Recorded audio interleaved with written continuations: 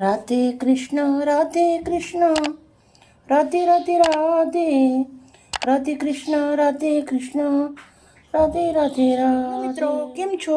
જય શ્રી કૃષ્ણ. બાળકો માટે એક સરસ મજાની નવી રેસીપી લાવી છું. ભરવી ભીંડા પરાઠા બનાવવાના છે. તો સૌથી પહેલાં હવે દેશી ભીંડા લેવાના છે અને એકદમ ઝીણા ઝીણા સમારી દેવાના છે. બે રાખ્યા છું, કેવી રીતે સમારે હું તમને બતાવીશ. મેં બધી તૈયારી કરી રાખી છે. સાથે એક ડુંગળી સમારીને રાખી છે ઝીણી ઝીણી. પછી 3 નંગ મરચાં લીલા સમારીને રાખ્યા છે. 1 ગાંઠ લસણ ઝીણું ઝીણું સમારી રાખ્યું છે.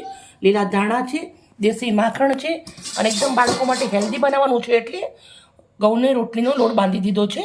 જે નોર્મલ રોટલી બનાવીએ આપણે એવો લોટ બાંધી દેવાનું છે. તો તેલ, મીઠું, પાણી નાખી લોટ બાંધી રેડી કરી દીધો છે. આ બધું કરતે વાર લાગે એટલે વિડીયો મોટો થઈ જાય. એકદમ ફટાફટ બનાવી અને તમને બતાવીશ. સૌથી પહેલાં ભીંડાને ધોઈ નાખવાના છે.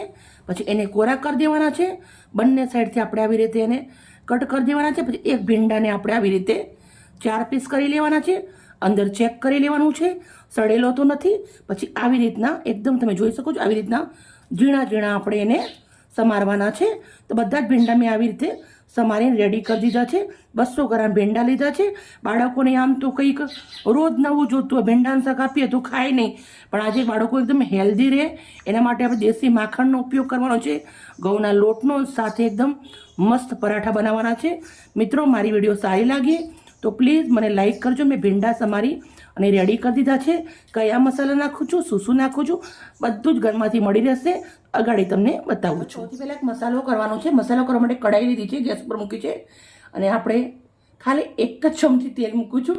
આપણા જે વડાપ્રધાન છે નરેન્દ્ર મોદીજી, એ આપણને કહે છે કે તમારે તેલ ઓછું ખાવું, તેલ ઓછું ખાવું, તેલનો બચાવ કરો, વિદેશના અંદર આપણા રૂપિયા ના જાય તેલ માટે. તો આપણે થોડુંક તેલ નાખ્યું છે, 1 ચમચી. તેલને ગરમ થવા દેશું.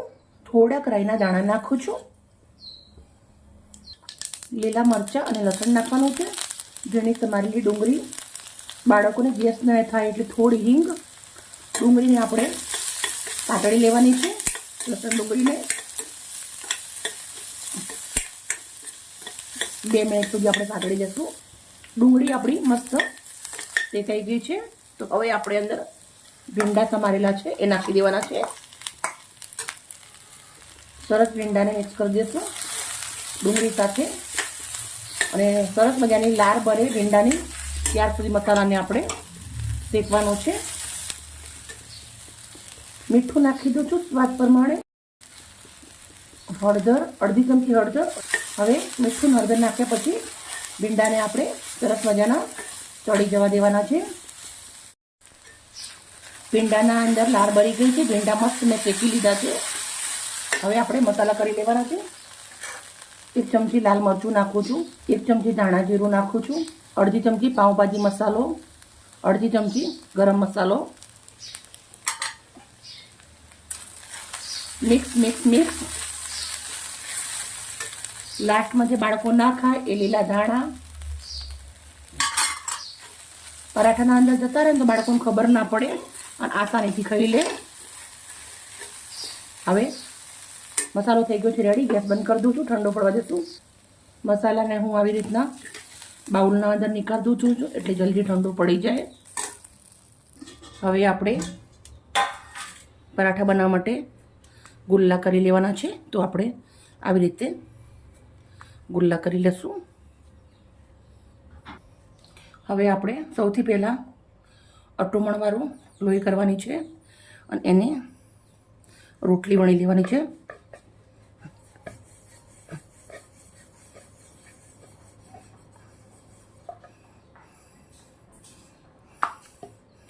રોટલી રેડી. બીજી રોટલી પણ મેં વણી લીધી છે. હવે કેવું કરવું છે એ હું તમને બતાવું છું.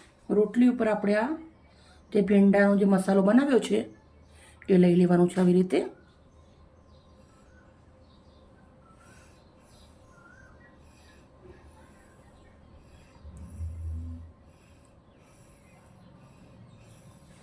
પછી જે આપણે બીજી રોટલી વણી છે એ એના ઉપર મૂકી દેવાની છે આવી રીતે.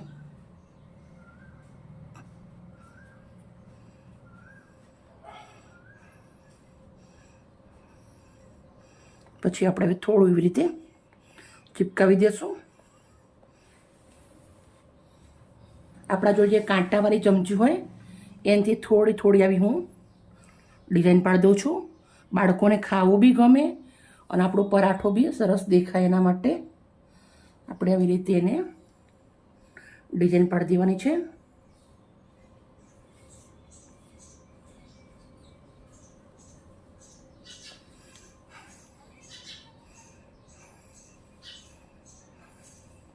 રેડી.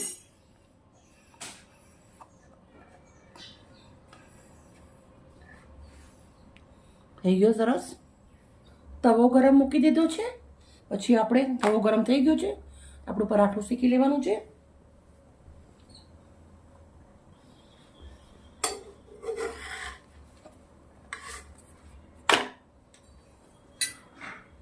હવે આપણે જે માખણ બનાવેલું છે એ નાખવાનું છે. પરાઠા ઉપર લગાવી દઈશું માખણને.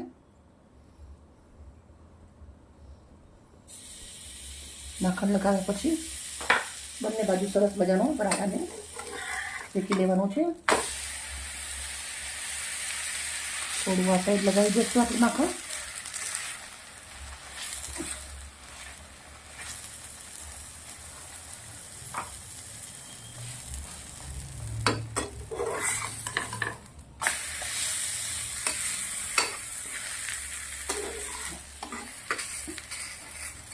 આવી સાઈડ સાઈડમાં થોડું થોડું દબાવતું રહેવાનું છે, જેથી કરીને આપણું પરાઠું મસ્ત મજાનું ચડી જાય.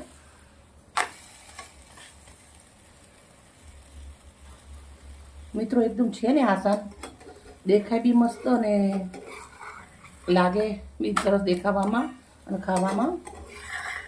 આપણું પરાઠું થઈ ગયું છે રેડી. બીજું પરાઠું પણ મસ્ત રેડી થઈ ગયું છે. બધા જ આવી રીતે બનાવી દઈશ. બધા જ પરાઠા બનાવી મિત્રો મેં રેડી કરી દીધા છે. તો ચલો હવે આપણે પરાઠા થઈ ગયા છે રેડી. થોડુંક એવું મસ્કો દહીં લઈ લઉં છું અને થોડી આપણી સ્પેશિયલ ચટણી. એકદમ સિમ્પલ ટેસ્ટી ડીશ બની અને રેડી થઈ ગઈ છે બાળકો માટે. મિત્રો મારી વિડીયો સારી લાગી હોય તો પ્લીઝ એક લાઈક કરજો.